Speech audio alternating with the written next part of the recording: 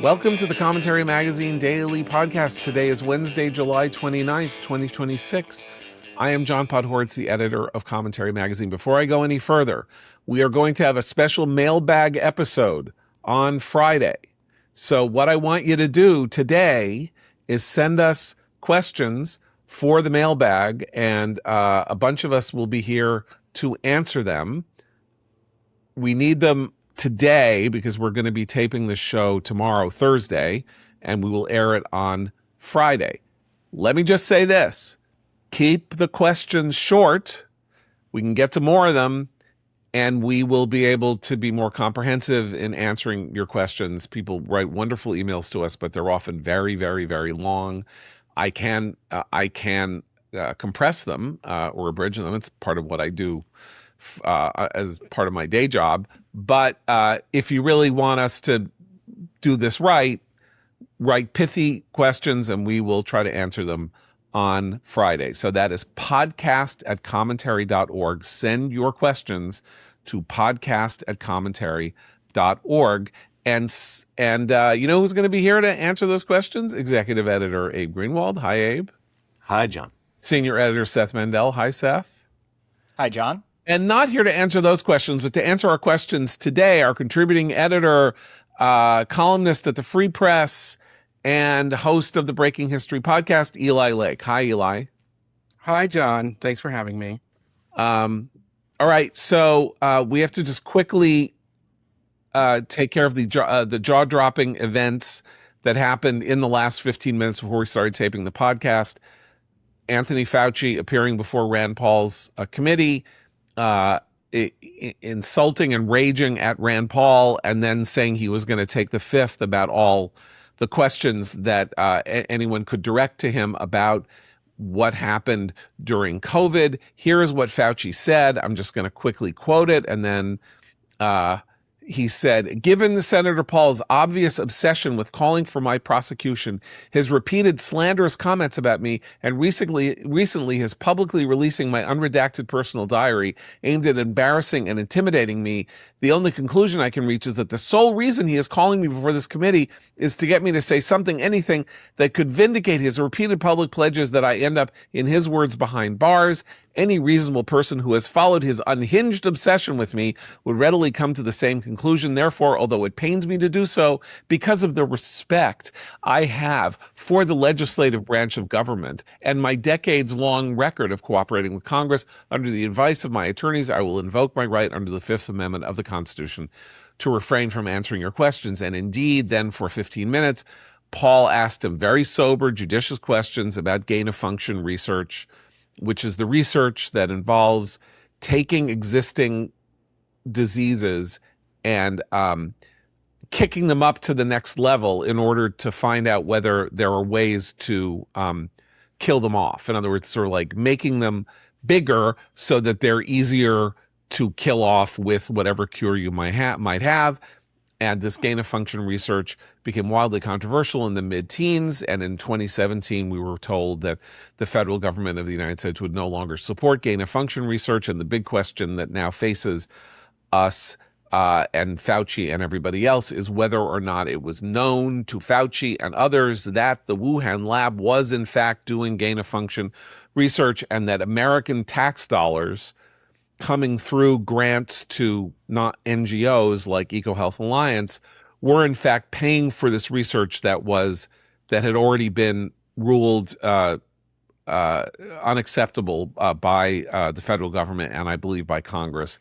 And Fauci would not answer the question, simply said, under the advice of counsel, I refrain from answering under my rights under the Fifth Amendment. Seth, you went and looked at the governing issue here, which is Fauci was granted a full and unconditional pardon by Joe Biden on the last day, as well as the entire Biden family and the entire state of Louisiana, and every marijuana smoker in the history of America, pardoned by how many pardons was it? Some crazy number of pardons. Anyway, not that Trump isn't pardoning people he shouldn't pardon, but we should really call them the auto pardon, though. There you go. Right. So, can you? So, what you looked up is what the pardons Fauci from. Right. So the pardon starts on January 1st, 2014, and goes through the day that Biden signed the pardon. And it is anything related to his service as director of the National Institute of Allergy and Infectious Diseases, as a member of the White House Coronavirus Task Force or the White House COVID-19 response team, or as chief medical advisor to the president. So those are the parameters of what is protected. Whatever his actions and statements are protected if they have to do with those things. So when he was finished taking the fifth after a series of questions that Rand Paul asked him in the first 15 minutes of this hearing, Rand Paul then said, "What you are doing here is illegitimate. You have a full pardon for your actions under in the period that we are asking about. You are therefore in no jeopardy. You have been directed to answer these questions under subpoena, and you are doing something illegal. There will be repercussions." Now, Seth said this is almost like a Talmudic debate, because the questions that Paul was asking about gain-of-function research, there's circumstantial evidence in the unredacted diary that suggests that he was much more aware of things going on in Wuhan and much more open to the idea that the COVID originated in the lab and not in the wet market, and then pretended that he never had such thoughts. And therefore, since he can't go to jail for whatever it is he says, because it covers the period that Seth's talking about, the 10 years from 2014 to the end of 2024, he should answer the questions, because there's no legal repercussions for him. It's like being granted immunity. If you're granted immunity by Congress, you can't then go before Congress and take the fifth. He was effectively granted immunity by the presidential pardon. That's not the legislative branch, but he is taking the fifth under conditions under which he is completely immune from prosecution. Can he do that? As Eli said, this is not advisory opinions. We are not a Supreme Court. We're not a legal podcast, but we have to talk for an hour anyway. And you would think also, John, if he's safe from because of this pardon, if he's safe from legal repercussions, and his case is that this is all blown up nonsense, taken out of context. This is just madness, and he's got nothing to lose legally. You would think he would just talk about it and say what you are interpreting as this great offense against the American people and science and medicine is nothing but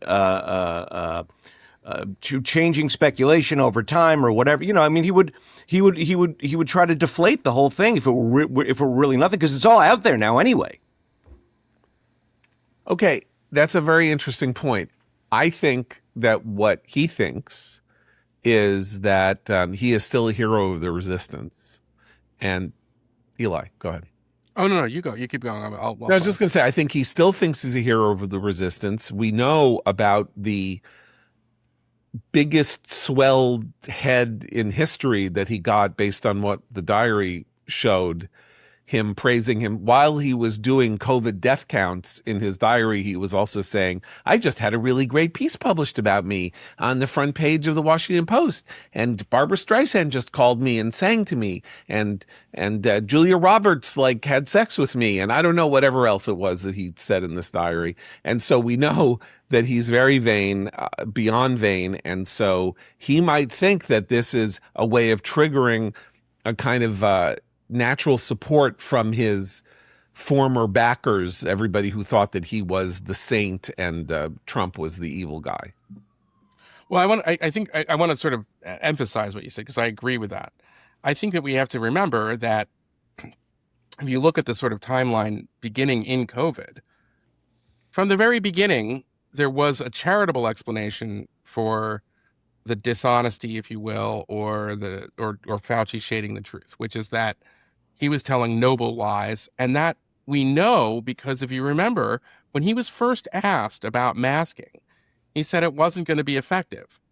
And then he became, like everybody else in the public health bureaucracy, a mask evangelist. So how could that be? So the charitable explanation was that Fauci in the beginning was telling a noble lie because there was a shortage of masks. And when there were enough masks, he changed his tune again. And that's the most charitable. What we now know is that he also shaded the truth for his own vanity.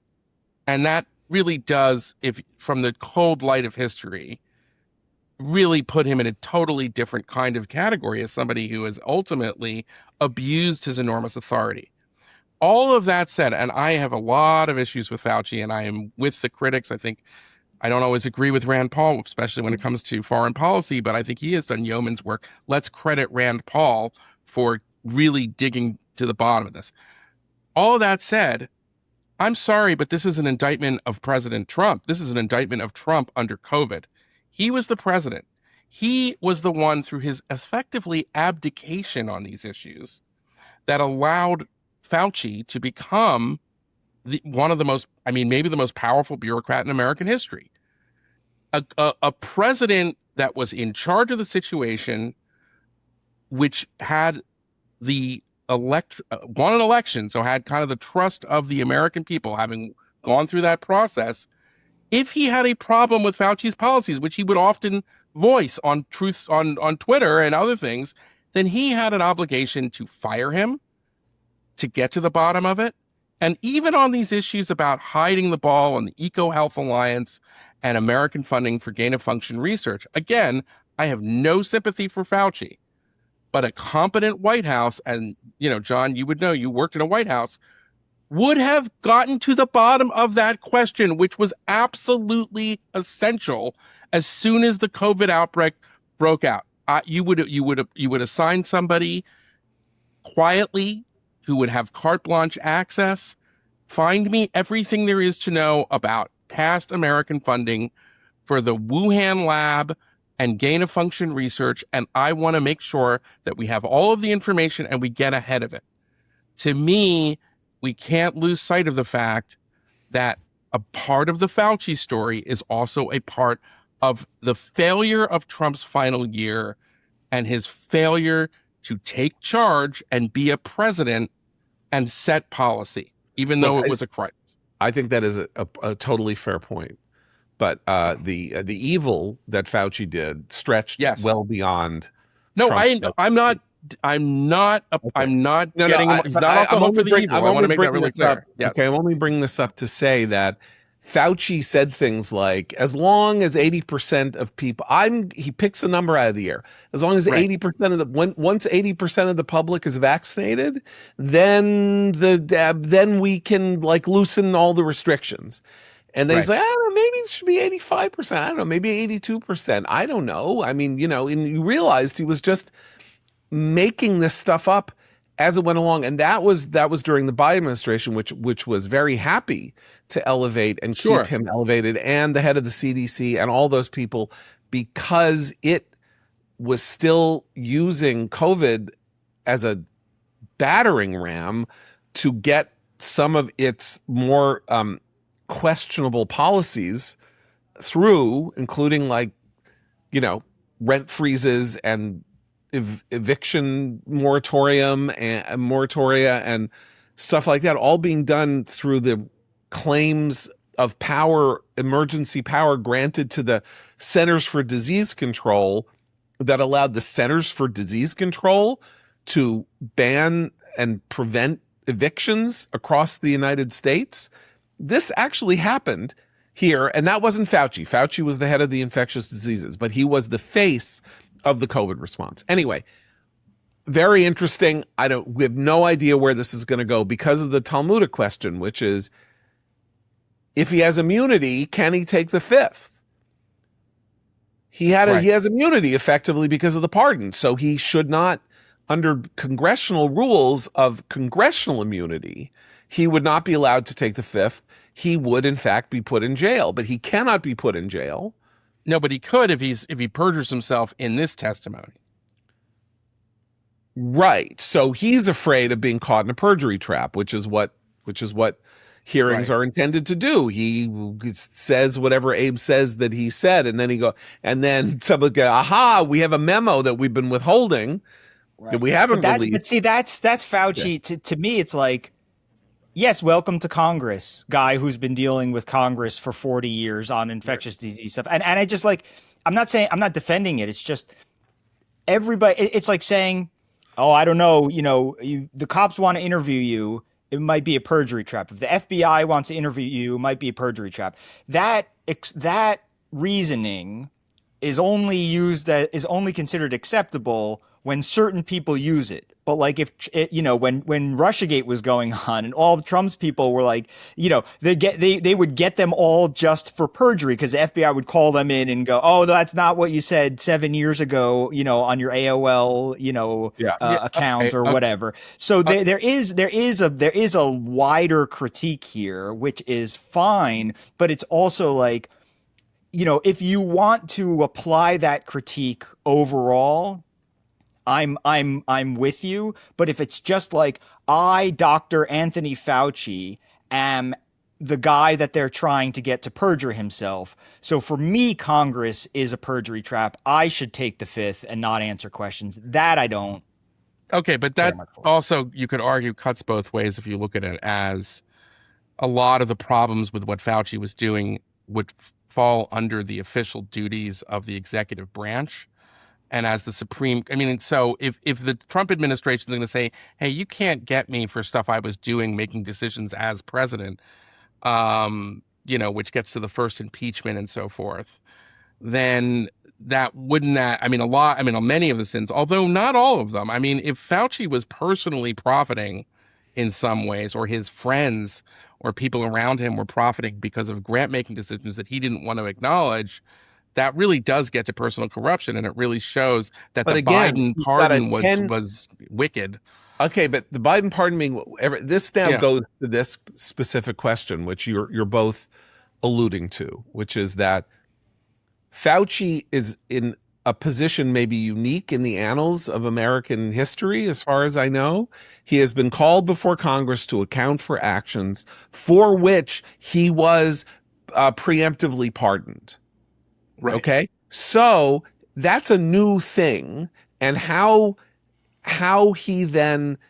we proceed under these circumstances does not conform with any previous efforts at perjury traps and things like that, because he would be able very successfully to make the case that whatever it was he said to Congress today or about what he did as an official was covered under the pardon, because he's only testifying about what he did as an official.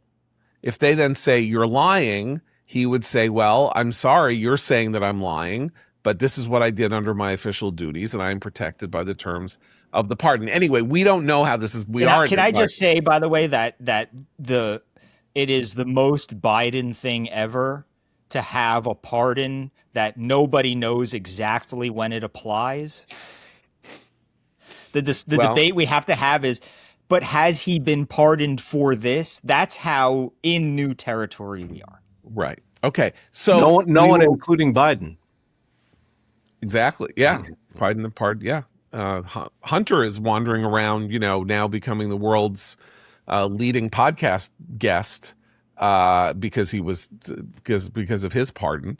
So, all right. Jim Meggs is going to come on tomorrow. We're going to talk about the whole Fauci thing for an hour. So we can move on now. Eli, you have a really great piece in the Free Press about the sort of ideological conversion of Laura Loomer, which is an interesting, dovetails interestingly with what happened at the White House yesterday. Zelensky was at the White House and Netanyahu was at the White House. Zelensky asked for an emergency shipment of Patriot missiles to protect the cities of Ukraine, because Russia now getting so desperate, now has maybe its only remaining hope is to cripple Ukraine's literal survival by blowing Right. up energy facilities and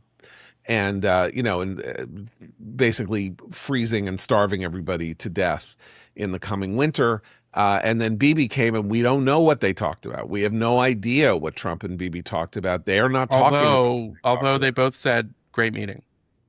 They said great meeting, and Right. Amit Segal, who is the best reporter on these matters, as far as I can tell, says Bibi knows perfectly. He wasn't going in to talk about what they should do. You know they were talking about what he wasn't trying to convince him not to negotiate with Iran. Right. Bibi goes in with the idea that there will be no successful negotiation with Iran. Iran will tank the negotiation. All he wanted to do was say to Trump, okay, let's talk about what happens when the negotiations are really fully and totally tanked. And what do we do then? So it's an action plan, not a please don't negotiate. Please stop negotiating. Do me a solid. All of that, that wasn't it. It's more like, what can we do to help you when the negotiations collapse? Which is, if Amit is right, and I'm guessing that sounds pretty close to what he would have done. That's an interesting meeting. Also interesting because the election in Israel is on October 27th, which is, less than 3 months from now. And, Trump might not be ready to go do anything before the elections, particularly if he thinks the blockade is working or whatever. And Bibi may be out of time. So I don't know. It's sort of that's sort of interesting. What do you, Eli? So then Trump this morning, I'm sorry, I'm monopolized, but Trump this morning went on Fox and Friends. There was a ballistic missile attack on American targets in Jordan that was intercepted, was batted away, intercepted the incoming missiles. But Trump said in extraordinarily profane language that they were going to be punished. He was going to F the S out of them. And punish them, and so give me some, what can he do more than he's already done? What effing the S out of them can he do with air, with bombs? Well, I mean, there are a couple things that have been out there. I mean, one is Pickaxe Mountain, which I still would stress. We don't know if that is not like the equivalent of another underground facility like the ones that were destroyed in Midnight Hammer or the other kind of, elements of the nuclear industrial program. And it still remains largely rubble, but there is, we think, maybe some amount of centrifuges or things, and it is another facility and maybe in the future. So we could hit that, presumably. It's not discussed as much, but one of the options I like is. But that's not a punitive strike. He's talking about a punitive strike, right? Well, I think if he wanted to escalate, although I guess it's risky, he could take on. He could take out Ahmed Vahidi, the current head of the IRGC. That is, I don't think that's really an option. The other one is a version of bridges and power plants. There have been bridges that have been hit that were important to supply their military positions around the Strait of Hormuz. So that's already kind of been done on the bridges side. But there are power plants, which I have been told are really more exclusively for IRGC military facilities, as opposed to, providing electricity for the large cities. I would not hit those. I would hit others that are more kind of for military purposes. One of the great Twitter feeds is Eddie Luttwak has done a lot of research on this, and he has kind of made this point that there are certain kinds of power stations that he could hit that might be part of it. And then just sort of more of the same, which is, but it's limited if you wanted to sort of do a more massive version of the tit for tats that we were doing until the weekend, which is that, no one's going to, it looks like ground troops are a red line. So if you're not going to put like special operation guys on the ground or Marines on the coastline to really dig, to go and sort of try to secure an area, admittedly a very risky proposition, then, there's a limit of so much you could accomplish with more strikes, but there's certainly maybe more strikes to do. Or maybe it means, as I reported, what, my source called Epic Fury 2 Electric Boogaloo, which is just another version of Epic Fury and hitting a lot of the things all at once. The problem is that we have, and I want to make this very clear to the audience, because I think that there is some debate on the right now. Just because this fact helps the arguments of restrainers like J.D. Vance and the administration doesn't mean it's not a fact and it isn't true. The U.S. has a deficit right now of interceptors for its missile defense, as made very clear by the emergency request from Zelensky for the Patriot systems for Ukraine, which is in our interest at this point. I mean, we don't want the Ukrainians to suffer now that they've made so many gains. So, if we have a problem and we don't have enough of these interceptors, and if we needed to, and we started pulling them from other theaters, which might be provocative to other world powers, I kind of understand why, in some ways, Trump's hands are tied. Now, the argument against that is that if you did a kind of, again, another version of Epic Fury, and you just took out where you knew the remaining missile stocks were, and you really, really depleted them this time, and they just didn't have much left, then maybe you could get to this point, you're kind of rolling the dice, that you wouldn't need as many of the interceptors because you would just take them out. Again, most of the professionals, as I understand it, have assessed that that's not realistic. Certainly not realistic that you think something like another Epic Fury would bring down the regime. The regime at this point looks sadly resilient, although that's not going to be forever. So my view is, you could start going after leaders. You could hit some power plants, hopefully that are not going to affect a lot of civilians, or you could sort of do more of the same but harder. So, Eli, I want to pick up on your point about the fact that we are low on defensive munitions, and that's a fact, even if it helps the restrainers. The leak of it also helps Iran. This is what's alarming me here, is that the regime is getting more aggressive now, not less. They were aggressive from the giddy up. Abe, I respect you so much, and Sure. I'll make a pitch right now.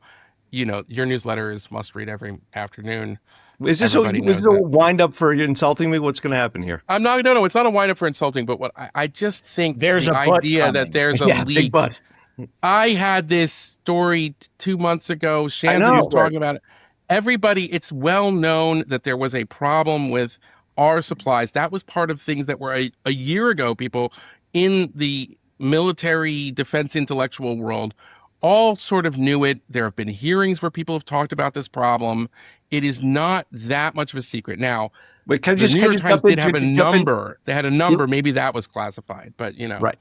Yeah, but by the way, Eli, I know you've said it on this show. Yeah. Shanzer said it on this show. We've read it in major outlets for months.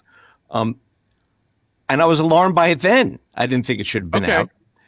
But secondly, the more recent leak was a story about sort of administration panics over this, and affected Trump's decision making.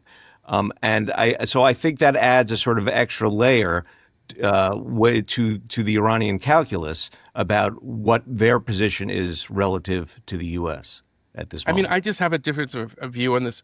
My concern here is that I don't trust this administration. I don't trust this I don't trust, frankly, the Justice Department or the Democrats either on this. So I just say the here's it's this is like welcome to Washington. This is one of the prices that we pay for living in a liberal democracy, which is that people talk, okay? And it's unfortunate, and there are we could do 5 shows on necessary secrets.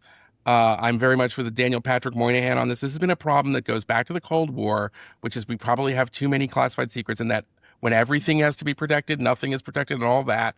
But the bottom line is that that story that the Times had is just par for the course.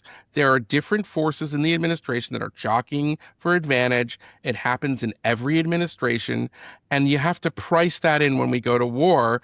And it's one of the advantages that that authoritarian and totalitarian adversaries have over us, which is that in their country, if you were taught there is no free press, and if you were to talk to the free press, and you were to leak something like that, then frankly, you'd be strung up. So that's what it means to live in our republic. I'm sorry, that's what are you going to do? And okay, I agree with you that it'd be better if there was a more patriotic sense, like when we had journalists who served in World War II, and then they went into the newsrooms and they understood the difference between serious militaries. But even in World War II, even under that circumstance, the Chicago Tribune did print that we'd cracked the Enigma code. Thank God the Japanese hadn't seen it. But even then, even when everybody was behind the war and we lived in a different kind of culture. So it's just, it's the price of doing business. Okay, sadly. Look, what you have now laid out gets back to this first principles question about this war, and the polling that has come out in the last 24 hours that says 75% of the American people believe that Trump has no plan for ending the war, that they don't know what his goals are in this war. Maybe you could say that his polling is so bad that it doesn't matter one way or the other what he does, because it can't get much worse. I mean, it could get worse, but I mean, it can't get much worse for him. And therefore he kind of has a free hand, because it's not like he hasn't spent all his political capital. It's all spent. He's back to his base and only his base. And so he should try to win the war, or conversely, or not. I mean, but according to you, he probably can't win the war. I mean, if he cannot go aggressively offensive against Iran because we do not have sufficient defensive munitions to deal with the back blow and the response, then where are we here on, July 29th? No. I think what he needs to do is give a speech where he lays out the fact from the beginning, 14 months ago or 13 months ago, Iran was on the verge of breaking out, becoming a nuclear power. And this was a problem that every president before me since the Iranian Revolution has had in some ways to deal with. And I'm the one who finally took this problem and put it off the table.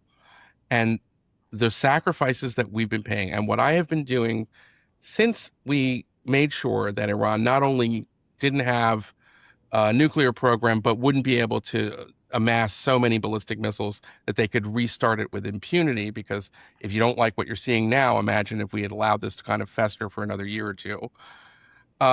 Is that I have been doing my best to make sure that the price of gasoline does not go absolutely crazy. And I've largely been successful. Unfortunately, this regime is hell-bent on committing national suicide. And so our new strategy is to drive them into penury and support the Iranian people in a variety of ways that I'm sorry I can't talk about. And I know that this doesn't satisfy the American people. And believe me, it doesn't satisfy me as the president. But right now, the only way out is through. And I don't know when that's going to be. But I will just tell you that we no longer have to fear these maniacs getting a hold of the apocalyptic arsenal. So you're damn right I ordered the code red. DJT out. That's what I mean. That would be my version of what he should say. How does that win? I have a question about what this means for a future, let's say Vance administration or something. Is the the leaks broadly, yes, they're good for Iran to know and all that stuff, but they're also good for the restrainers in the future. I'm concerned that we're seeing a justification for future restraint being laid out now, that the case is being made now for restraint down the road, to use this Iran war as maybe even, you know, maybe even saying that the war is the reason down the road. Like, maybe this is a new reason that's cropped up. Maybe now they can use the Iran war and say it depleted what we have or whatever. I mean, is that a concern? Is that like in the hands of Trump, everything is volatile and everything is mercurial and you never know which way it's going to go. In the hands of somebody who doesn't want to intervene or use force, you know which way it's going to go. So is this handicapping future, down there? Because we keep talking about how, like, well, what if China does this? Is that, that affected by the debate itself? No, because first of all, because DARPA, Israel, Ukraine, lots of really smart, capable countries right now are in a rush to develop cheaper missile defense systems that avoid what is currently this math problem, which, by the way, we've known about for like more than 30 years. I mean, Andy Marshall was talking about this in, like, I think the late 90s, early 2000s. And that because we live in a free country, if there is a Vance administration and he has all these restrainers and they're doing all their spin and they will try something like that, well, somebody will leak to me, hopefully, and I'll write a piece about how Anduril has just come up with the X-10 missile killer, which is 1/15 the cost of the old Patriot system. And the Israelis say they can field it in, 2 weeks and they don't have to do this, and that actually these options are not true. And what the president's, and I know this because I covered Obama during the Iran deal, and people who disagreed, and there were hawks burrowed in the Obama administration who disagreed with what the White House was trying to do, made it very clear to reporters like me and Jay Solomon that, wait a second, we just unloaded pallets of cash and we violated this longstanding thing. We just gave the IRGC a ton of money that we can't trace. Oh, wait a second. The National Intelligence Council just changed the way it does its assess. I wrote this story, and it was very big at the time, about how, before they had the deal, they were measuring the breakout in one way to make it, what I'm saying, to say that we absolutely need it. And now they were changing another thing, and they were screwing around with that. So there's all kinds of stories that leak as a result of our system. And, when you have the restrainers as a president in charge, then there's still going to be people in his administration. You can't purge everybody, especially since institutionally right now, the old institutions, which used to be so cautious, like the military, and I would even go so far as to say the State Department, are not what they were 25 years ago. So there isn't an institutional voice from these agencies necessarily. You still have Congress, which does a lot of leaking, and so I still think that he would still have to sort of deal with that as things progress. And I don't think it's a permanent problem, precisely because I just believe that eventually that's our superpower, is that America is such a great has such great innovation, as does Israel. If we could keep that alliance together, then they'll figure out a way around this problem. I mean, I don't know when. I'm not an engineer, but it'll happen. Okay, but none of that. You guys are having a very interesting Talmudic conversation about what if the future, China and how leaks and all of that. And I'm saying it's July 29th. It's 6 months since we started this war on February 28th. And where are we? Because we can't go full bore because we don't have enough defensive munitions. You say you accept that, and that's where you are. And the public doesn't know what we're doing there, and Trump is now saying he's going to F the shit out of them. Wow, I said the S word. But and he's going to punish them, and they want him, according to the theory that's now bubbling around. Iran wants to be at war with the United States. It doesn't want to negotiate an end to the war. It's trying to draw us into the war further, which is, I think, is weird if true. But where are we? Because I don't want to talk about. But John, hold on, John. Let me just back down. Yeah. The White House should say. Well, I don't care what the White House should say. No. I'm saying Forget if you want to what understand, they should say. Okay, you're not going to get. You're not. I know it. It's frustrating, but if you accept that we've really degraded their military and we've pretty much rebelized their nuclear program, and if all we need to do now is to make sure we don't have a global recession. And I think you could argue that we come out ahead, and in that period, we buy ourselves time to stock up so that we can do the kind of more devastating military strike in response to some of this stuff. What is that time frame you're talking about? Well, this is the thing. I don't know. Well, I mean, is it 3 months? Is and it 2 years? I shouldn't know. I shouldn't know what the projections are for when we can fill back these munitions, but it's not forever. Okay, so if you can, again, if Trump is in a weird way the only president because he isn't tied down by anything he says one day to the next, that maybe he could tap dance his way out of it. And it's frustrating, but what I'm saying is that you're right. Right now it looks bleak, but maybe who knows? In 2 months we might have some more enough that we could feel that we could actually. I mean, this was an attack, by the way, that happened. The Iranians launched another ballistic missile attack on that base in Jordan. This time we intercepted all of them.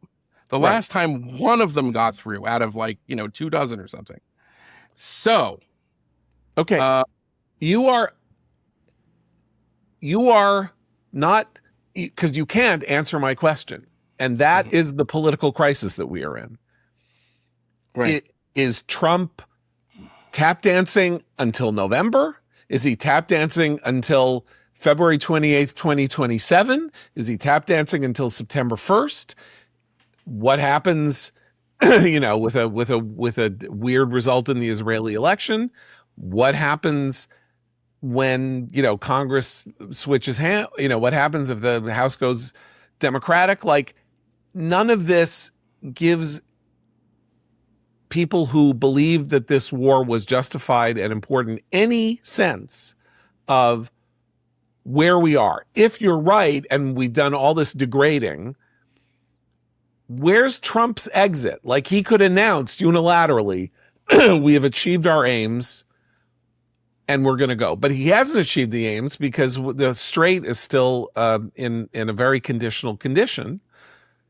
So he can't walk away from that. No one's apparently going to help us. The Brits and the French and whoever else aren't going to help patrol the Strait of Hormuz, even though Europe needs that oil more than we do.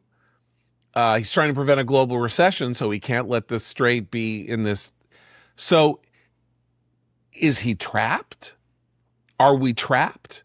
If we've achieved our military aim and Iran had its vote, it had its answer, which was to bring the strait into the calculation, and we have no strategy for getting them. Our strategy is to continue to wreck their economy, hit back when we can, take shots of opportunity, knowing that they have a dwindling supply of missiles, and and we're going to have to be in it for a while. And I would add to that, we should also really seriously explore, however painful and slow it is, finding the alternative routes, which is something, by the way, that we tried in the strait at one point during the war, and we should really try to get back to that and trying to provide a kind of safe escort while we can, knowing that we're not going to open up the strait, in a serious way. And all the while, there are alternatives, there are new pipelines, there are other sources of energy,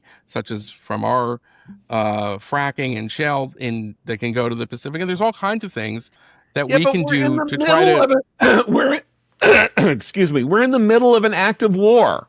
You're talking about we need to settle how to deal with this in the future. We need to deal with the munitions. No. But we already are doing it. I'm just saying you say all of those things to sort of mitigate. You say, listen, we've got this problem, and we don't have, we can't deal with it. We can't give you like a 3-week plan and the Strait of Hormuz will be liberated.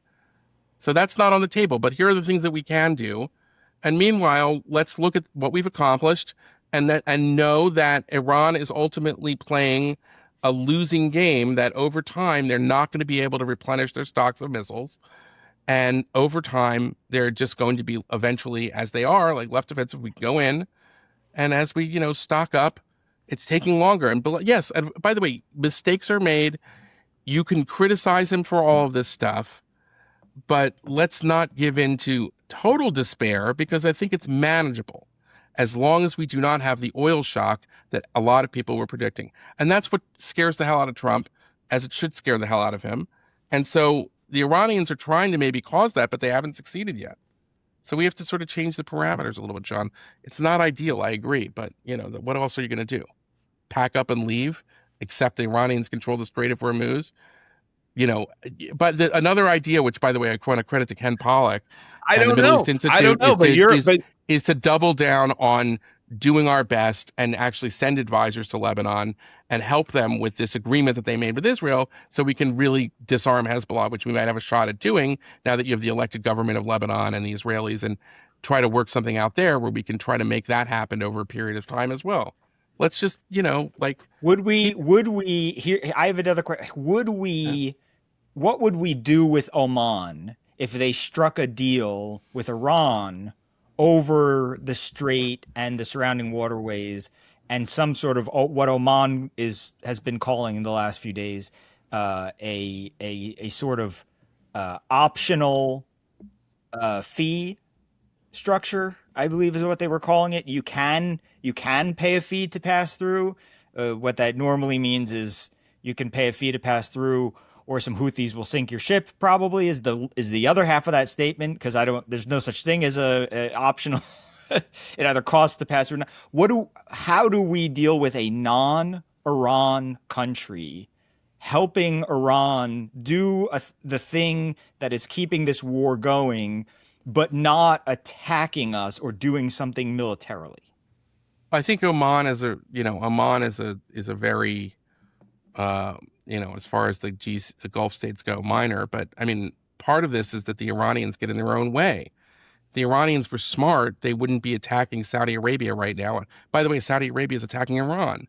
So there was a real threat 6 weeks ago that the Saudis would just do what I expected them to do, which is to cut a deal, and we would really be losing face, especially after the MOU, and it looked like we were abandoning Lebanon, we would see a domino effect. That hasn't happened in part because the Iranians themselves are a bunch of maniacs, and they're still trying to attack. And so what does that leave? Saudi doesn't really have much of a game in town. And, listen, maybe the Omanis would break off and try to, cut their own deal. I certainly expect in some ways the Qataris to do it. But on the other hand, we have the Emiratis and we have the Saudis, which count for a lot more. And, there was a time at least when the Saudis exercised a lot of influence within the Gulf. They were the sort of first among equals. So in that respect, I think that this changes the calculations for the Saudis. The Saudis know more than anyone. Everybody kind of now understands who Iran is, what this regime is, and that really we have to get back to understanding that the ultimate goal, of course, is regime change. But that I don't want to tie us down like we're going to be there until a regime change, because that puts the pressure on us in a lot of ways. But we do have to be thinking about that, and there are things we should do on the high side in terms of intelligence in that as well. But again, it's messy, but I don't see any other option other than just bugging out and, something like really following through on that MOU, which I don't think is going to happen. And it doesn't look like Trump's going to do it either. Okay. So, don't yell at me in the comments. We don't have comments. I mean, I guess we have comments on YouTube, but we do have comments on YouTube, and I read them sometimes. YouTube commenters are surprisingly wholesome. Have you noticed that? It's not. Not all the time. Not during the Stevens not during the Haley Stevens Sayed debate. They weren't wholesome. Yeah, that was an all caps comment. That was pretty bad. Anyway. Okay, so I think we are in the second phase, and and so you can't trust what Trump is saying and all of that. And I just, you're right that Trump should do this and he should do that, and we should be doing this and we should be doing that. And then, he starts having a temper tantrum about the tidal basin and the reflecting pool, and he, whatever, he has ADD, and he's 80 years old, and he's falling asleep at funerals, and it's not confidence inspiring. I'm sorry. Like, we had a remarkable beginning of this war, and then he ratcheted up the rhetoric, and then he choked back, and we're now in this period of from going to destroy their civilization to wondering whether or not we have the means to keep the Strait of Hormuz open, which is seems to be a big step down. All right, so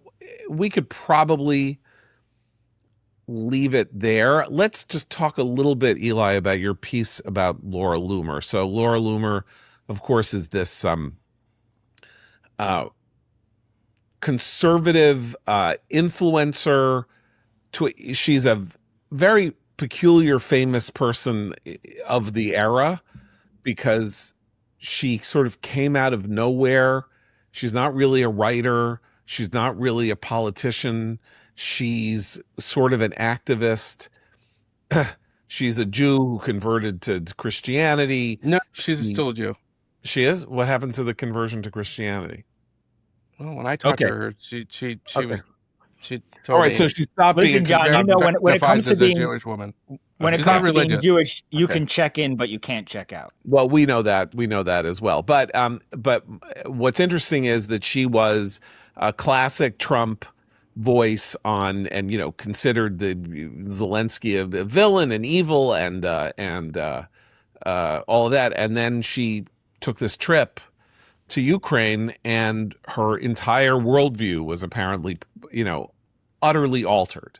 Okay, so a couple things. First of all, that worldview was changing in many ways for the reasons, because of what has happened to the Trump coalition in general since he won in 24, which is that I think that her grandfather was a medical student in Austria in the 1930s and saw the rise of the Third Reich and came back. This is according to Laura Loomer. It's also in her book.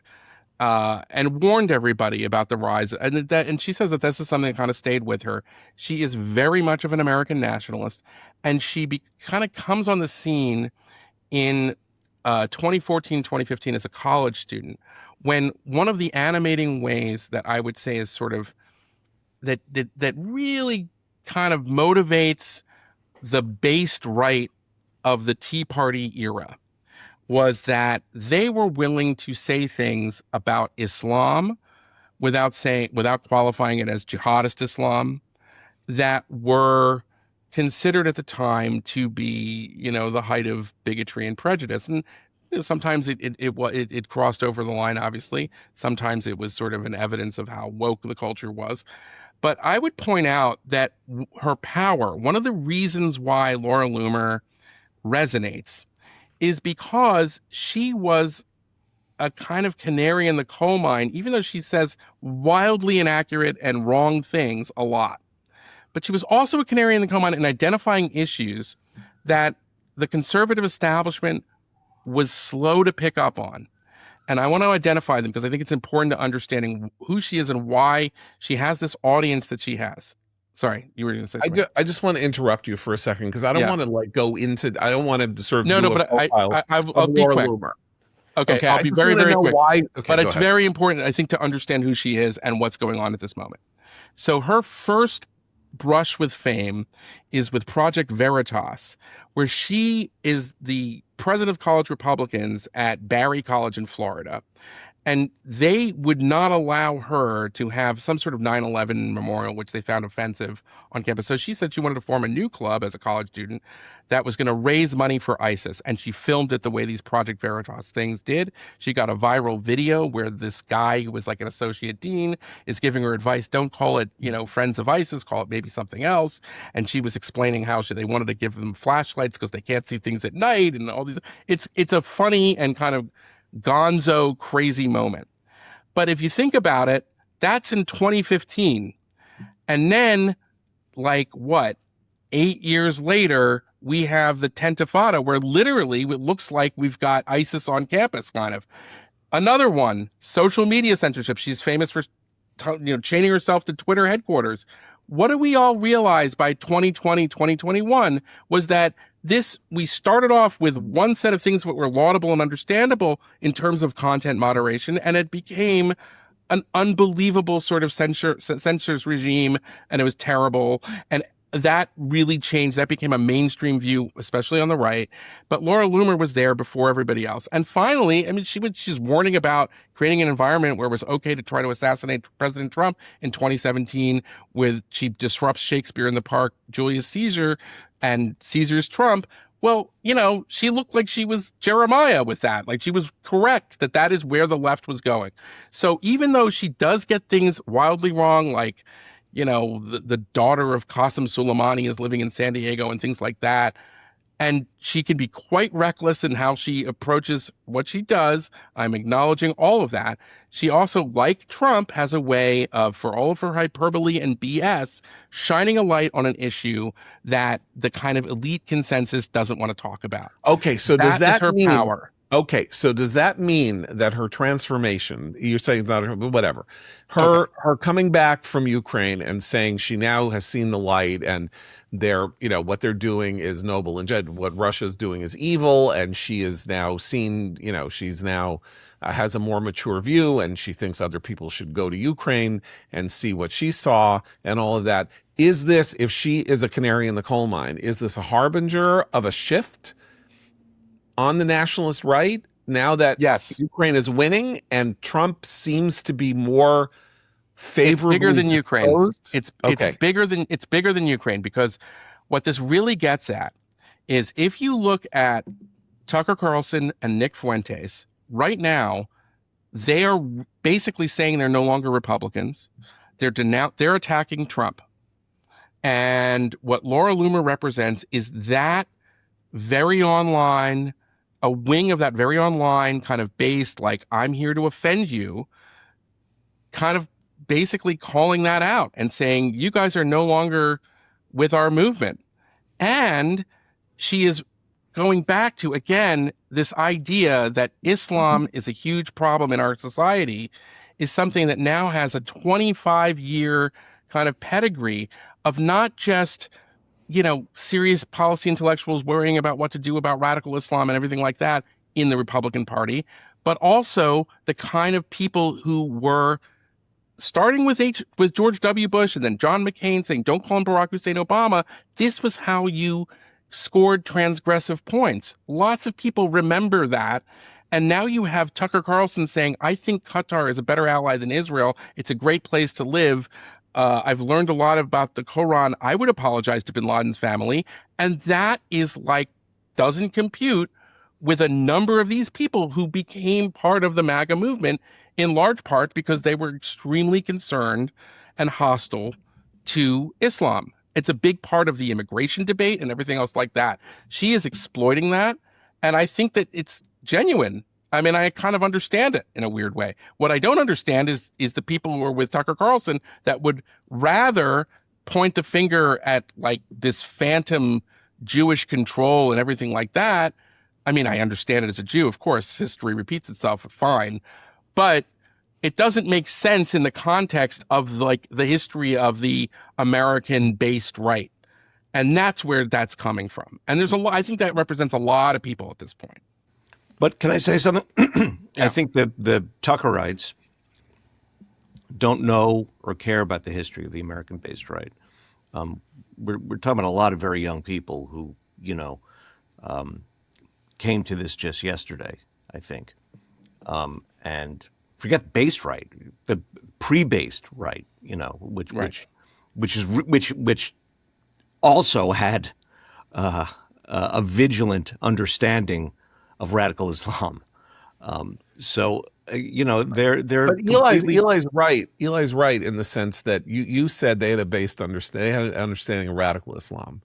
The thing that was different about Loomer and Trump and everybody like that is that they dropped the qualifying adjective. The problem was not just right. right? And also, The by the way, problem was Islam, and blame here we Obama are. too. Right. Right. And here we are in 2026, and we have a Hamasnik Islamist possibly winning the Democratic nomination for the Senate in Michigan. Right. I mean, so that's not radical Islam. He is not radical Islam because he was a public health official in Detroit. He's a doctor. His wife's a doctor. They're not like, Yeah, but I mean, Ayman al-Zawahiri was a doctor too. I mean, no, what I mean by that is he's an American, and he is trying to move these views from what we would consider the radical Overton window shifting to the middle, like Mamdani. And so that is also a prophetic.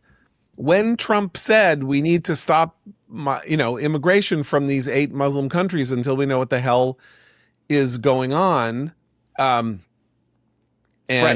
seemed very extreme. And then we have, this dates back before the 8 Muslim countries, but we have the 250,000 Somalis that we repatriated to the United States because of the Somali Civil War, planting themselves in Minnesota, getting Ilhan Omar into the house and stealing hundreds of millions of dollars, and basically being this anti-American force inside the nicest state in the union. So I think that that's the canary in the coal mine, is that we're going to have to start calling things by their true names. And that when Bush said in 2001, don't say that Islam is a religion of peace, I thought that's going too far. But the fact is that there are 2 billion Muslims in the world. The largest Muslim country is Indonesia. Indonesia is a moderate country, not a radical country. Malaysia is a moderate, they're not like madrasa-driven Wahhabists who want to, overthrow the international order. And so you can't tar all of Islam with Saudi madrasa money. But here we are 25 years later, and this is here at home. We are here fighting with politicians who are running, as a kind of also sort of like Michelle Houellebecq's book Submission, where a character weirdly similar to Mamdani becomes president of France. But he wants can I give a very, can I give, there's a neocon, I'm going to be very neocon for a second. There's a third way. Excuse my Wolfowitzianism here.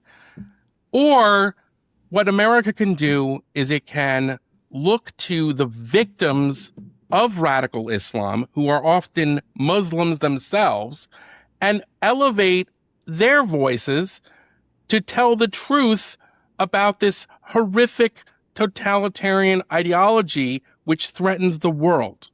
So I always thought that the way to square that circle was to encourage and uplift Muslims who had suffered as a result and were willing to stand up with the backing of Americans. And there should have been a project on the right 25 years ago to create an alternative to the Council of American Islamic Relations, which is a Muslim Brotherhood front, to say, no, we're the ones who represent Islam. So the idea that it kind of left, and the Democrats were colluding in this effort, that the national voice of Islam, and this is the problem with Abdel Sayed, is just that, he's like just a guy who's a public health official, but his energy in many ways and his ideology and his talking points come directly from basically an organization which is laundering radical Islam Right. So that's that would be the ideal solution. We didn't really do that. I And disagree with you, and I'll tell you why. okay, Because all you know right, what annoys me, and then we have to end. Here's what annoys okay, me. fair enough. What Yeah. are the wars that we have fought since 1990? We liberated Kuwait, Yes. a Muslim country, from a Muslim country being swallowed up. We liberated Afghanistan from a radical Islamic regime that was, abusing women and destroying monuments. Yes. Worst thing, right? We liberated Iraq from Saddam Hussein. We have spent blood and treasure this entire century, and indeed 10 years before this century. Don't forget the Kosovar Muslims. The Kosovar Muslims. We go to war to help Muslims, and you know what happens? Muslims get worse and worse and worse about the United States, including inside the United States. So what are we supposed to do? Yeah, the to make Somalis it clear in that we Minnesota care, that we, Okay, because it's astounding John, to me. let me just answer that. And I know, don't call me a squish. I'm not a squish. I'm not calling you a squish. I know you're not, but I'm talking to the audience here. But it's like in Somalia. Okay, in Somalia, it's a very similar problem as to what happened after World War II in Eastern Europe. When you have Bolsheviks who are organizing in the community, they're going to win even if they represent a minority point of view. That's the point, is that it's like, you got a bunch of people who just wanted I imagine even in the Somalis, they just want to, open a small business and do things. But then you have a concentrated, well-funded, often from the outside of America, group of people who are willing to intimidate their own community, who are willing to do all kinds of things. And that's why you saw that world radicalized, that we should have understood that this was going to be a threat from the very beginning. And for some reason, even though CARE was the unindicted co-conspirator, nobody followed up on it. Not George W. Bush. No one did. I mean, Obama just dropped it altogether. But I'm saying, can I just say one thing about this? I think about this all the time because it blows my mind. I think the ball you're talking about dropping here, our understanding, America's understanding post 9/11 of the threat from radical Islam to the U.S. was purely in terms of terrorism and war and violence. If you look back at the books, I was remembering this, like there was this great action series, Prayers for the Assassin. It was all about how there was going to be a future, takeover. It's a sort of interesting alternate to Welbeck's book Submission, in that it comes far before it. It was all about how there's going to be a U.S. takeover by radical Islam by virtue of a dirty bomb. Okay, right. We were so focused on they're getting their way through terrorism, and we got completely blindsided in that they did it through politics. They came through leftist American politics, and it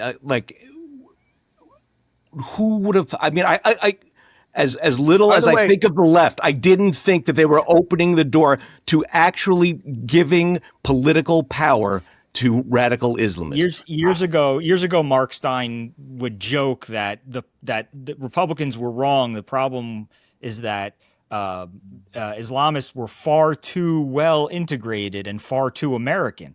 They had learned how to, use the ACLU and all these other, organizations. The problem is not that they're foreign at all. The problem is that they know how to be American immediately. And it's a joke, but it was it was based in that idea that they understood the use of institutions and the patience and all that other stuff. And they also understood how to apply the politics. But the thing about the politics of the left right now is that because it is centered around Israel, that creates the sort of moment a lot of people have been waiting for, right? If you've been paying your dues to be part of the progressive coalition, and now all of a sudden there is this moment where everybody has to denounce Israel if they want to win a primary, this is the moment you've been waiting for. And so there's a convergence of that with incentives that make it very powerful.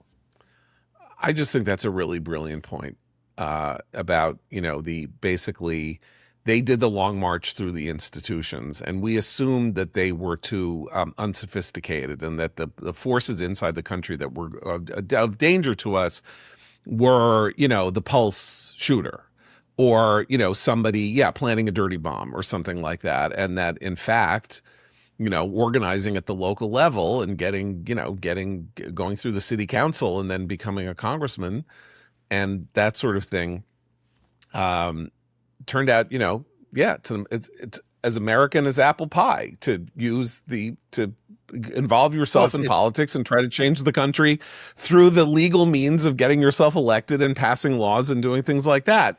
And that needs to be countered. The only way to counter it is it's worse than that. We had by its name. Yeah, go ahead. It's just really quick, and then I know we got in.